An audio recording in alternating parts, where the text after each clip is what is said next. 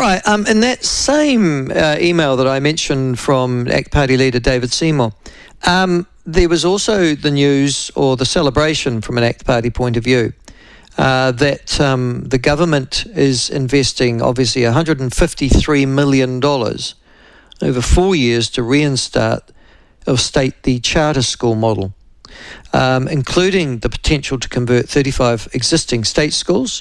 That hasn't happened yet, I don't think, and there's quite a process, I suppose, or surmise to go through. But also 7 new charter schools were opened this week. Now, most of them you will not be aware of and appear very small. There's a Masteries School, which is in Arapaki in Christchurch. There's a Northwest Creative Arts College in Auckland. There's an École Française Internationale, which I guess is a French school, which teach French as a mode, God knows why. There's the Busy School. God, but there's one school amongst the first lot of 7 that I think probably has an historical credibility that the rest lack. And to be very honest with you, it's good if you're of a certain age to see it back. I seem to remember that it had a great deal of trouble about 20 years ago, along with a number of other Maori or exclusive Maori boys' boarding schools. Tiati was another one that was in a lot of trouble as well. But this one closed down, the old St Stephens, Co-Tumuaki, but it is back. And it has been named as one of the opening charter schools. It welcomed last week, I think last Thursday, the first of its students onto the campus at the old St Stephens site.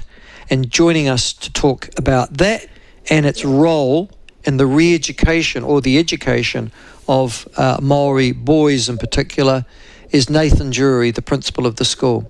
Nathan, welcome to the show. Lovely to have you on. Kia ora, Michael. Nice to be here. Listen, tell me something. St Stephens, I always confuse it with Wesley. Is that the one in Pukekohe or the Bombay Hills or both? Bombay Hills, yeah. Please don't confuse us with Wesley. we never had Jonah Lumu. I was just going to say, I thought Jonah went to Wesley, didn't he? Yeah. St Stephens was one of a variety of Maori boys' boarding schools and Maori girls' boarding schools of the 20th century. Some very, very famous, obviously, like Tiati, St Stephens as well.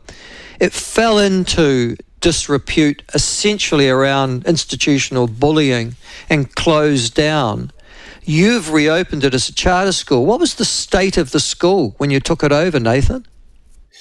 Yeah, well, 2 years ago, approximately, when the trust made a decision to reinstate this place, the physical aspects needed a massive overhaul. So there's been a huge amount of money invested, first and foremost, and time over the last couple of years to get it partially ready. We are not at full capacity as yet, hence the limited role initially.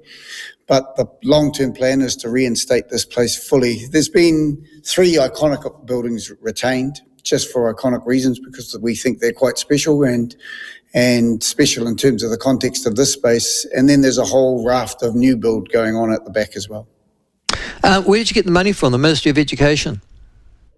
No, largely from the St Stephens Queen Victoria Trust Board in terms of the property. So the ministry under the charter school arrangement will lease that land back from them. Right, okay. So, and yes, that's right, because you would have been part of the Anglican endowments, because most of these Maori boys... Well, no. Are you an Anglican school or a Catholic school? Anglican school, yeah. Yeah. You were Hato Tipene? Yes, St Stephens? Yeah, it's had about 9 different name changes since 1844 when it started. I think at one school it was called the Native Aboriginal Wash School for girls. So it's had a raft of changes along the way. It was used as a ward at one point during the war to hospitalise people here. It started in Te Araroa on the east coast, then shifted to Kohimarama and Taurarua, which was the old Parnell in Auckland before in 1930 shifting to the Bombay site here. And it's been here ever since, closed during the war, and then closed again, as you mentioned at the introduction, in 2000.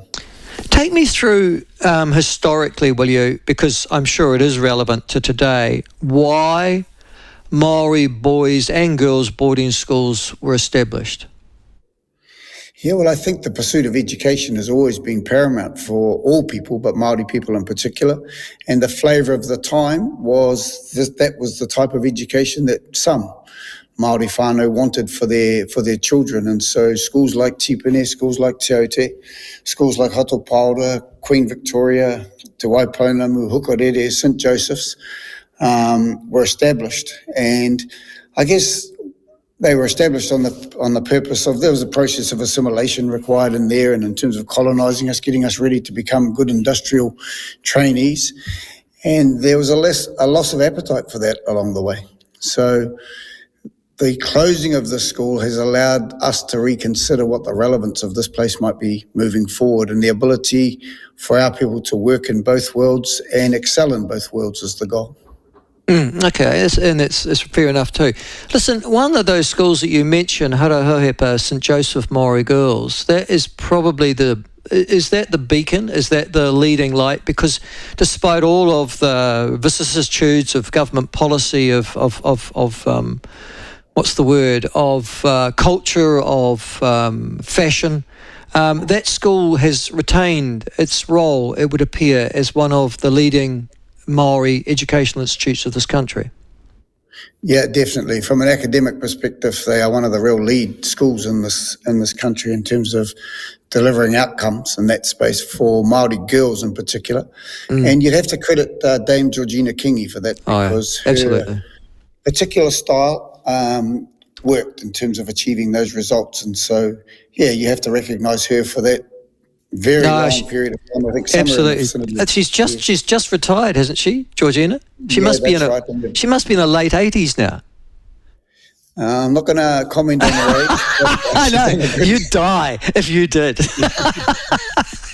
I know Georgina, lovely lady, had an enormous amount of time for her, but she in actual fact was, and I'm not being nasty here, she was an authoritarian. She had a very strong view about what values should be inculcated into her girls, and she made sure that they were. It worked for her Hatohepa. What about Tipene? What values are you instilling into your students? Yeah, I don't think we'll have the authoritarian view of Georgina necessarily, but the outcome's still the same. And I think, one of the things for Tipene is as much about reopening an old school, but I think being really clear in terms of being relevant moving forward. What are the aspirations of the children in this place, of whom we have 42 here that have begun with us last week? And what are the aspirations of their family? And I don't think too much has shifted. They want our kids to excel academically. They want a strong cultural connection and all of the other opportunities that might come through music and arts and sports. They also want that. And that's our opportunity here now. Okay, so you took in, I think, year 9s and 10s. They're all boarders, are they? You can't be a day boy at Tipene. Yeah, no, we've taken year 9 and 10s and all boarders. And a big part of that, we've opened a couple of schools prior to coming here. And one of the things that we were excited around in terms of the boarding potential, it comes with other challenges. Your weekends sort of take a bit of a dive and your time outside of school. But we wanted to create an environment here that allowed this group of young men to be safe, be in a place that's uplifting, and provide a real breadth of curriculum, really. The ABCs and the 1, 2, 3s of education are paramount and foremost. But outside of that, actually, we need young people, young men in particular, to be able to perform in all facets of the worlds that they live in now. And so a boarding school allows you that greater length of time and therefore breadth of opportunity to engage in those things.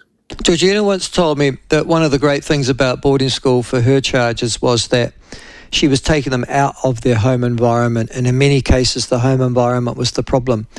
Would that be also an issue for Tipene?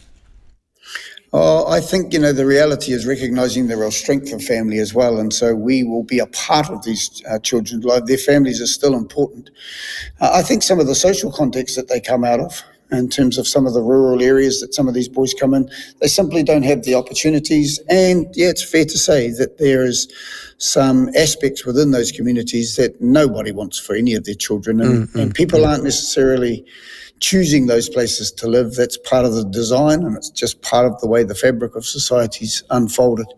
So Tipene provides the potential of a real haven to shift them from that.